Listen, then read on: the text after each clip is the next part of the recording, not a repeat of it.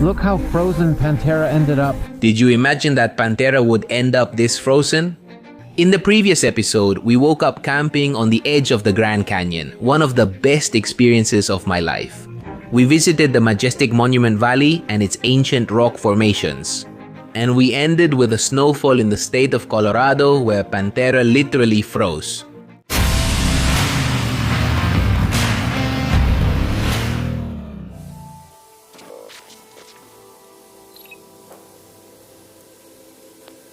Well, we left the mountain behind. Temperature is 10 degrees, it's drizzling a little, but at least the cold has eased up a bit, and that's what's important. So we're gonna have a couple of kilometers like this, and then I think we're heading back onto a mountain road again. I said I'm gonna try absolutely everything. Now we're in Vail with about 2.5 hours left. It's gonna get really cold, so I wanna try everything I brought. Not everything, since I still have a few things, but I mean the essentials. I'll try them out in extreme cold. We have a vest, this little vest that's really great. It has an internal heater, so I put that on. And since I've been using the gloves all day, I connected them. I put on the internal cables, right? These are cables that I ran inside, so this gets connected here. I take out the battery, I put this on this little cable you see here, I connect it here, right? So right there I have unlimited heat. It's nice because you can put the heating part both in the front and the back. Gabriel, a Venezuelan friend, gave me this as a gift, so thank you. It has different modes. It turns red, white, and blue. I'm not sure what each does, but I'll leave it on blue just in case. If it rains, I'll get electrocuted immediately. I think I'm going to get electrocuted because of how many things I have plugged in, and this one is Rich's, which is also good to keep the helmet from getting cold inside. Alright, we're all plugged in. The only thing I noticed is that the cable isn't long enough to turn on the rear camera, so I'm going to have to... Let me see something. Where else? If I stand up, yes. If I stand up, it's fine, but it doesn't reach. I'll have to see after this. Maybe put it here, closer so it connects. Let's see. And this? Let's put it on that one. It's warmer there in the middle. Perfect. But this is a luxury. Yes, it fits me, but it's very, very, very tight because this is designed for you to put it through the sleeves, you know? Let's get on the road, enjoy it, and we'll see each other later in Vail. An incredible place. My country, my damn country, give me my country, you can keep the rest. This is my... Something super important I had to do was test the winter gear before we keep heading north because in Alaska, no one can save us from the cold.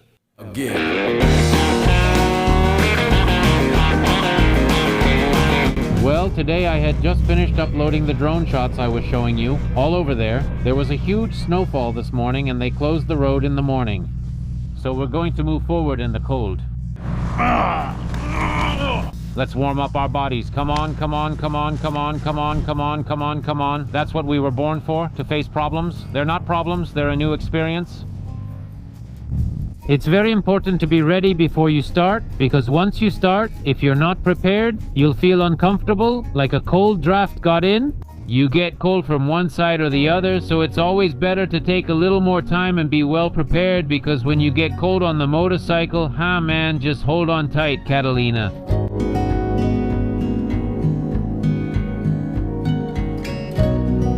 In the distance on the mountain, you can see some dark clouds that are pretty full of water and most likely it's snow. So let's see what we find. I've already set up all the gadgets. It's totally different with these little gloves. Really good. They're for the cold and you just put them on and leave them, not something to keep taking on and off. We still have about an hour, so we're probably going to arrive around nightfall. Now the temperature will definitely drop to about 1 degree for sure. But honestly, I'm very comfortable with all the gear, especially with the boots. I'm comfortable with the pants and the leggings I put on underneath. I'm super comfortable, and on top too.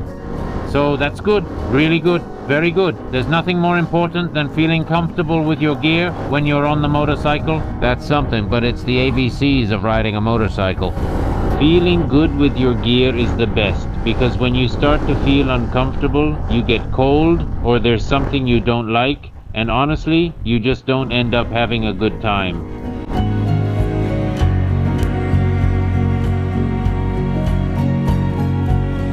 Look at the amazing sky we have behind us.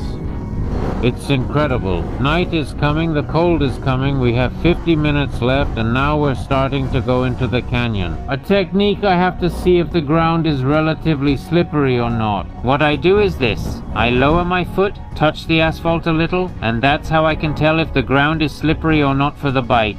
Look at this spectacular landscape.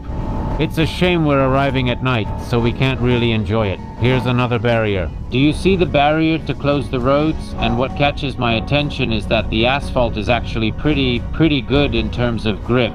It seems like, even though they're good, we're still going to take it easy. Look how beautiful the river is here.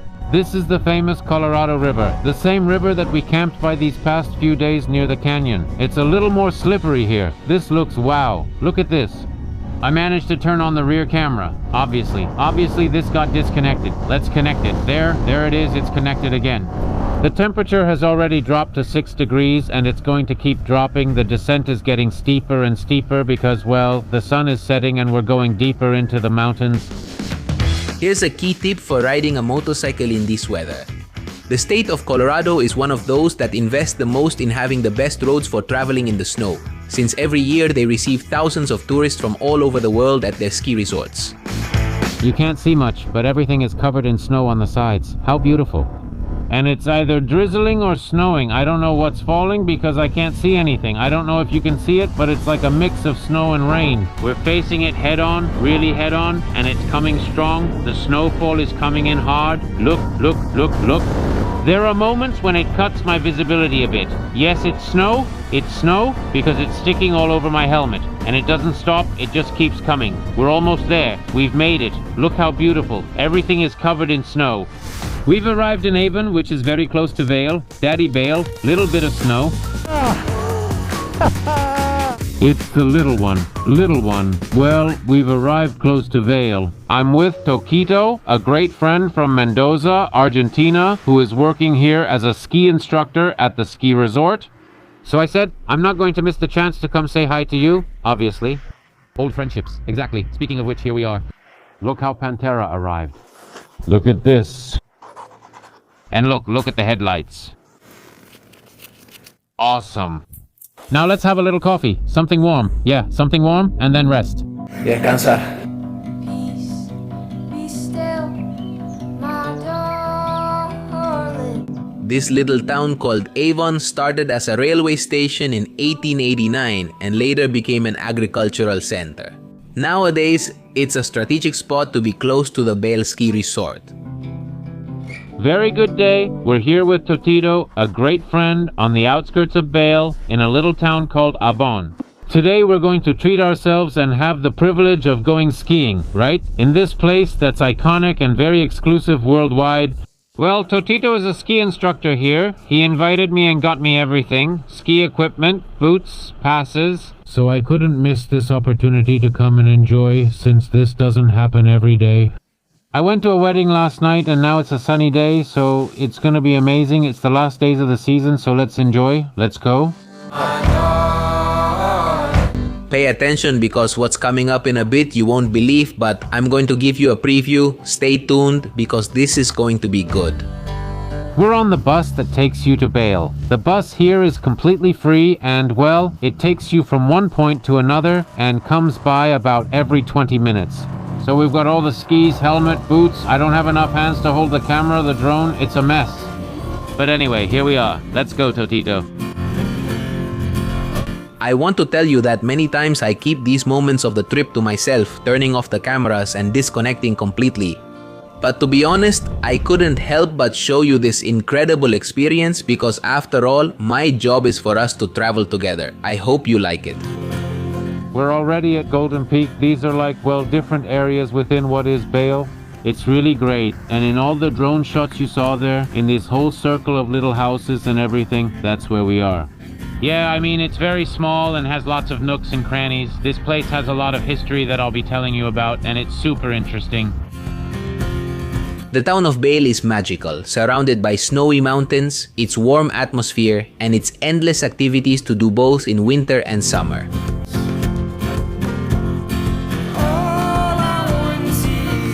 All dressed up, now it's time to enjoy. Oh, I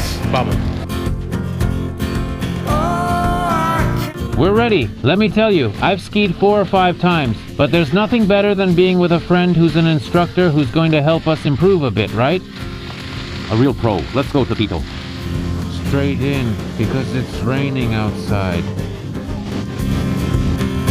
I confess that enjoying time with friends so many kilometers away from my country is priceless. It's literally like being at home. The raven crow, it's Look at this view. Look at this part of the mountain. It's impressive. We go down and it keeps going up over there. It's crazy, these snowy pine forests. You've been here for 4 or 5 months. 5 months. 5 months. You know, when you're traveling, you obviously miss your friends a lot, and honestly, being able to meet up with a friend here at work and share this is priceless for me. Many times you're alone, you know? Most of the time when you're traveling, you meet a lot of people, but you really miss your friends. So it's a pleasure to share this with you and with all of you as well, showing you all these beautiful places. If it hadn't been for you, I don't know if I would have been able to live this experience, because we're in one of the most expensive places in the world to ski, really. How much is the pass here per person? Per person per day, it costs $330. $330 per person per day. And I mean the full equipment. How much? How much did it cost me? Per day, $150. So we're talking about roughly $500 to ski per day. Yeah, lodging, man, transportation, everything. It's crazy. Let's enjoy it. That's what they say. Music.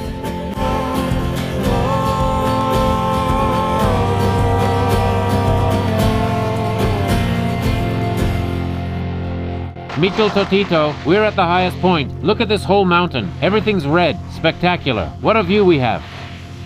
Man, what a joy it is to be skiing.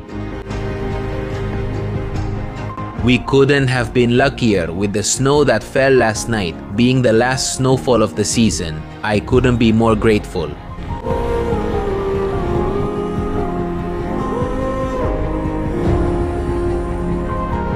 It's been 8 years since I last got on skis. Are we good? Very good. Awesome. That's the physical condition Pantera gives me, you know? Lifting her, the legs. So he's already used to the boots, right?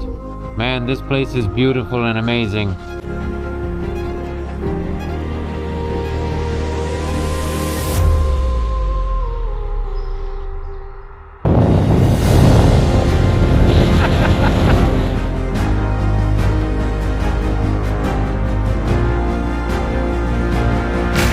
I want to show you something really interesting. This man behind me, right, in the orange fluorescent vest, he's blind. And he's being guided by the guide using sounds, just so you know. Right? The guide is in front, wearing a vest, and they have something like an intercom, and the guide talks to him as they go. It's incredible. Did you see it? Nothing is impossible. Nothing is impossible. With effort, dedication, love, everything is possible, always. Limits, as I told you, are always in your mind, and dreams in your heart. These are sometimes things I like to keep to myself, moments when I completely disconnect from the trip, but I wanted to share them with you because it's a beautiful and unique experience in my journey. I hope you like it, and I hope you enjoyed it. Honestly, I'm really happy guiding, talking to you, and about to fall at any moment. We're coming back happy, woo, woohoo! Woohoo!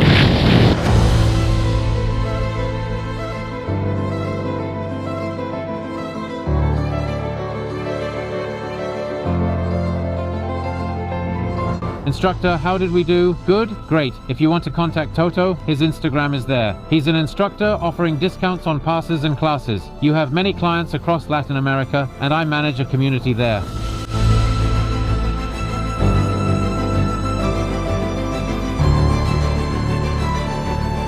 Last run, that's it, we're done. How nice, we've reached the base, just beautiful.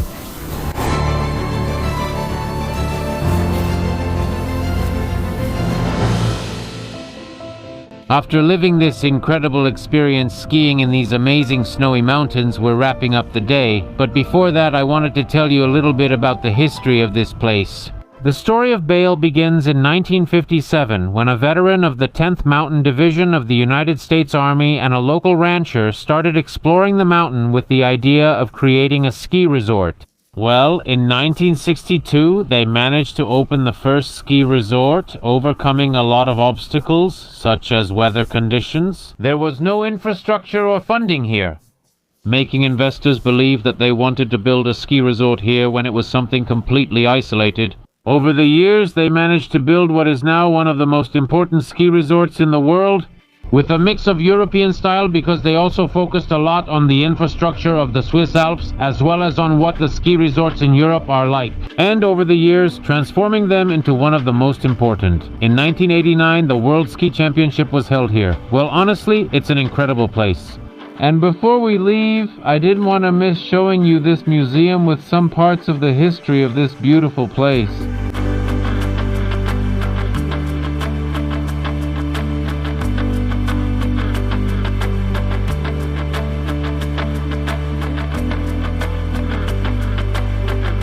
This was one of the uniforms used by the soldiers of the 10th Mountain Division of the United States Army. Notice that it's white because they needed to camouflage themselves in the snow. And here are a lot of tools that they carried in their backpacks. For example, there's a telephone. Those are crampons, for example. We have high caliber bullets. Also, cooking equipment.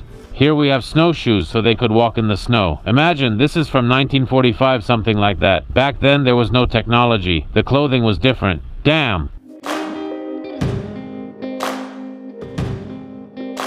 Here we can see some of their mountain training, all dressed up skiing, camping in extreme conditions. The strength these men had is crazy.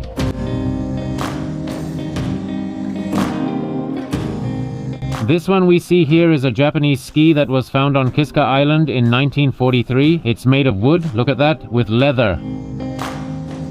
This is a real relic. They have this single chair that belonged to chairlift number 1 of Aspen Mountain, which operated from 1947 to 1972. This chair, which is also made of tubular steel, is here in the condition it arrived. There's the footrest, and you would get in here, hold on here, and that's it.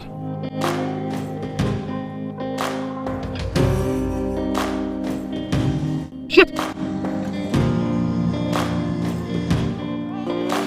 Check out this part, I love it. It's a piece of history.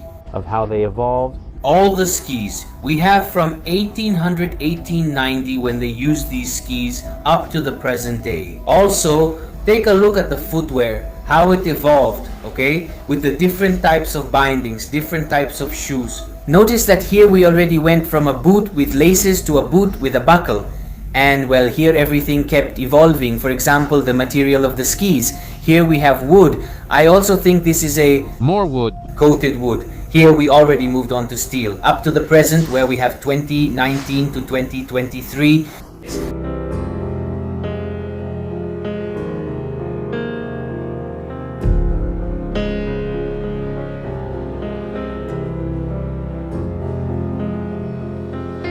Now we're crossing this little bridge that's iconic here in Vail, which crosses the Gore stream. It's called Gore Creek, and we're already entering the most central and most iconic part here, the center of Vail.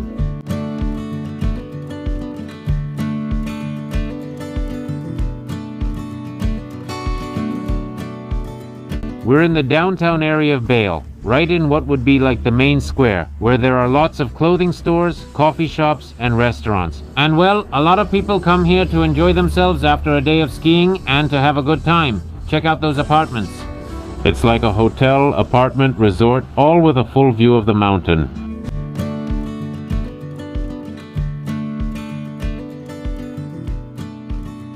Well, now we've finished the day here in Vail. Chotito, thank you, my dear friend. How beautiful, look, with a little fire here, the mountain in the background, and a coffee, and it's a nice little treat to sweeten the heart and soul. So, thanks to everyone here in Vail. And we keep traveling. Bye-bye. I've been thinking about you. With this clear sky and spectacular weather, truly amazing, we're heading to Denver, the capital of Colorado. It's about a 2-hour drive through the mountains. We pass through several ski resorts and go by the highest points, where the road is often blocked by snow. Without a doubt, it's a fantastic route for riding a motorcycle. And I've seen you in the sun. We're in Denver. We're with Cuco, a friend from here in the city. He's Mexican. Welcome. Thank you. Cuco, my friend. Well, he took me to see a bit of the city, and I wanted to show you how beautiful Denver is. It has a huge square. It has a construction very similar to Washington, D.C., he was telling me. That's right. If you look at the Capitol, it's very similar to the one in Washington, D.C. We're at Denver's Civic Park. On the other side, we have the Denver City Court, and everything here in Civic Center Park looks a lot like Washington. That has to do with the fact that, at the time, there was a debate about where the capital of the United States would be located, right? There was a debate about New York. For a while it was in Philadelphia, and there was also a debate about whether it would be here in Denver. That's why Washington, D.C., which I haven't visited, and Denver are very similar in terms of the way the city is built. And we arrived in Denver, a city with a semi-arid climate and about 800,000 inhabitants. It's a financial and technological center with industries like energy and healthcare. Behind us we have the courthouse. Isn't it the Supreme Court? No, the Supreme Court is just to the side here. Basically, for any infraction, ticket, or problem, you come and resolve it here. Or you come here to pay it, right? Amazing. I mean, it's impressive that to fix a ticket, an infraction, or whatever, it's just a small office, not something like this. I thought this looked like Congress. No. No.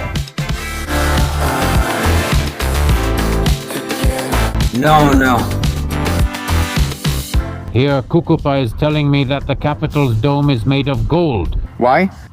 Actually, Denver was founded because a lot of gold, a lot of silver, and a lot of copper were found in the nearby mountains. Of course, it was a city very rich in mining, especially gold and everything related to it. That's why many of the main rail lines came through here in the 1800s, and from there the city was founded and began to grow. Look, if you can see, it's all golden. Well, they say it's all made of gold.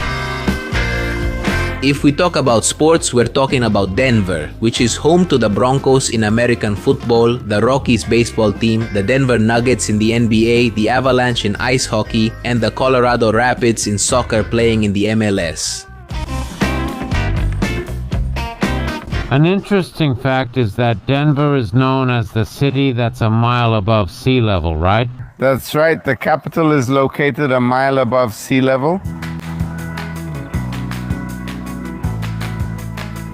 What we have behind us, which takes up the whole block, is one of the 3 mints in the United States where all the dollars and bills are printed that are sent from here all over the world. For the whole world. There's one here in Denver, this one. The second one is in Fort Worth, Texas. In Texas? And the biggest one is in Washington, D.C. In Washington? D.C., there are only 3. So if you've ever had a US dollar or coin in your hand, it came from one of these 3. The craziest part is I asked Kuko, hey, which one is the main entrance? Of course, because I saw, he tells me no here, but I see a little door and then I see another little door. He tells me no, this is actually a safe. It's a safe. Literally, no, there's no big T. A small door so you can't go in or out, and not Here, not even a... piece of paper blows away. Not even a bill blows away here. Look, this is one of the entrances, this gate, and that's the visitor's entrance. Look.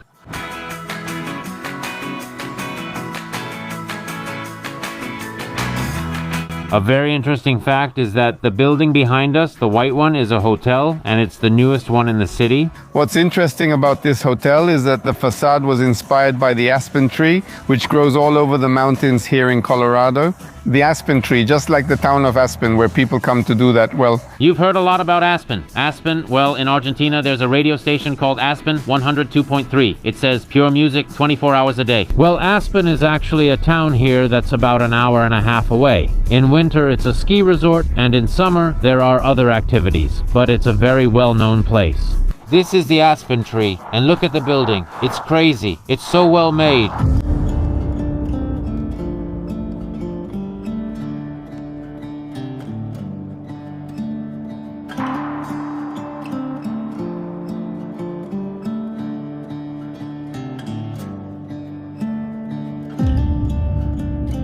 We came to the Capitol, and from here you have a full view of the Civic Center Plaza, and in the background you can see the courthouse all lit up. Beautiful. And a really cool fact is what I mentioned to you about being 1 mile above sea level. This step has the inscription that says 1 mile above sea level, right? Are we correct? Did I say it right? Yes, 1 mile above sea level.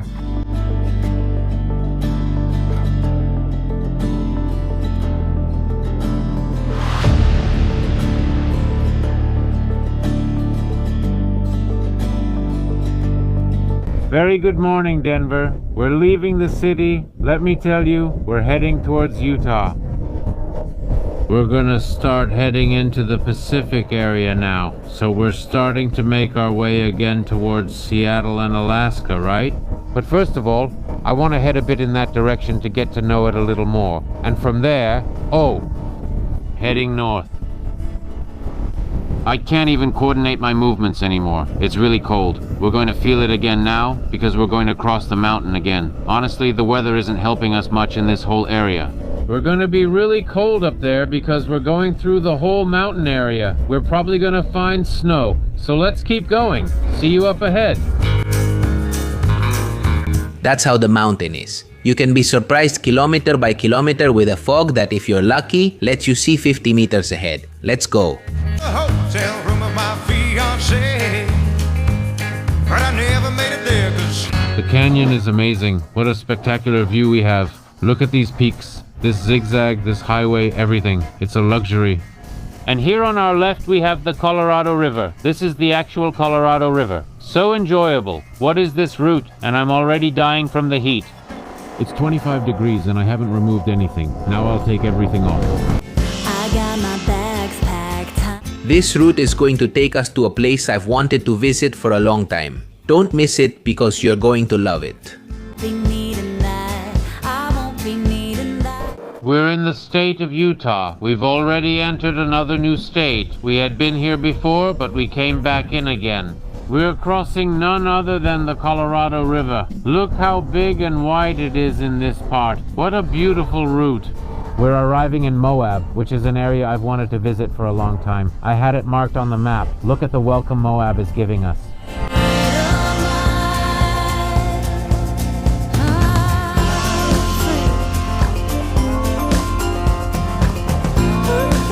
Let me tell you, I had a route marked here to turn left. See? It made a whole loop and went all the way over there. Look at the number of motorcycles, cars, UTVs, and trucks. There's all kinds of vehicles going down this road. Today is Saturday, actually. It's packed, really packed with people. I've been standing here for 5 minutes, and I swear, 40 cars have already gone in. Between motorcycles and trucks, 40 have gone in. Honestly, I'm going to take another route I have marked because I really don't like it when there's so many people. Honestly, there are already ATVs, racers, and everything. It's just too much.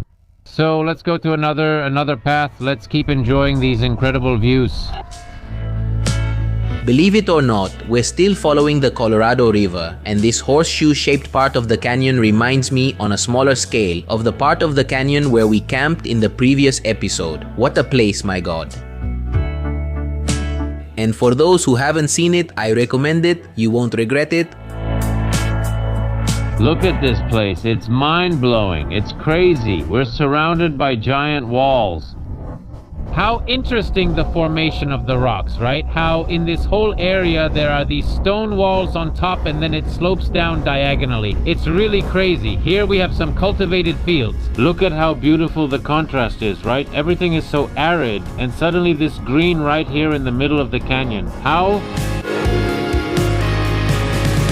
Holding tight to family, looking in your eyes, and I feel that I could stay a while. Look at how perfect the smooth stone is, right? Because it's like a smooth stone all over this part. Nature is incredible, isn't it? See, will it be for you and I won't care. Welcome to Moab, the off-road paradise. Yes, the off-road paradise. You heard that right. You've already started to see why I'm telling you this, but I'll show you better in a moment. Out here dancing like an acrobat. Welcome to Moab. This paradise experienced great growth in the 20th century thanks to uranium and potash mining. But over time, adventure tourism became its main economic driver. Like I said before, it's the off-road paradise. But we're not going to stay in the city of Moab. Instead, we came a few kilometers outside the city where we're going to start seeing all these more rounded formations, right? Smoother, rounder rock. Why? Because there's a path I've been watching for a long time so I can ride over all these rocks. We're going to look for that path, which I don't know, but let's see what we find. So many boaters, so many jeeps, so many 4x4s. I told you, it's truly an off-road paradise. Your eyes and hop right down to me. Look, you have to pay an entrance fee, $10 per vehicle, and you can also pay for an annual pass. Hello, how are you? Good. How many passes? That's great. Is there a pass? Yes. Okay, thank you. Thanks a lot. Here there's like a map. Look at the number of UTVs, of course, all of them, with all the gear, with the trucks, everything. And the trailers travel here with the motorhomes, with everything. Let's see, how does this work? We are here. So from there, if we do a lap, that's for motorcycles, the one over there. But I don't know if it's for enduro bikes. Look at the amount. It's crazy. The mistake I made was coming on a weekend. Just so you know, don't come to these places on weekends because they're going to be packed with people. Let's give it a try.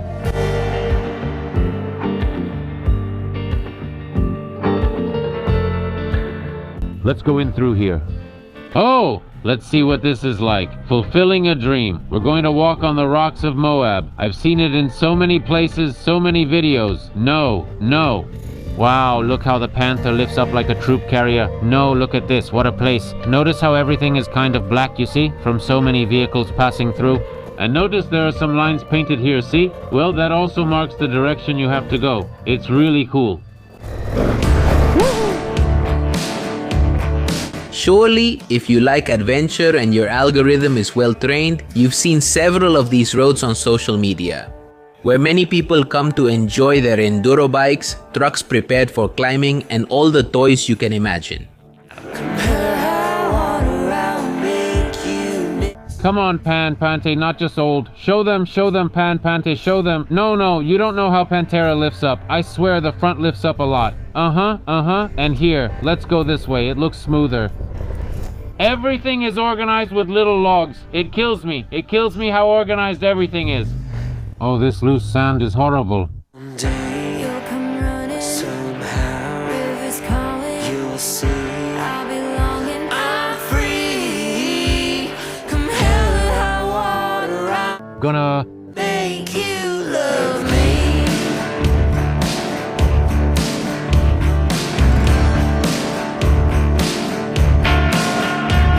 Come hell or high water, I'll bring your blue skies down. The good thing is that overall everything is pretty well marked, so well, things stay pretty organized. Oh, you have no idea how sandy this is. And here, Come hell or high water, I'll catch you before you fall. Come hell or high water, I'll come in like a me. Thank you for enduro.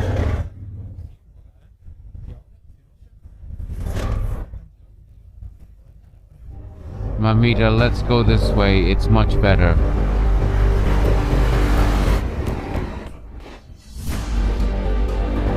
Let's go. That's it, Pante. That's it? This is getting worse and worse. This down here, we have to get out of here. Let's go. Ugh. Come on, Polo and Cibola, let's go. Come on, Cibola. That's my Polo. Come on, come over here. I'm not going to show you everything today because this is really going to get exciting and adrenaline packed. So I'll see you next Sunday as always here on YouTube.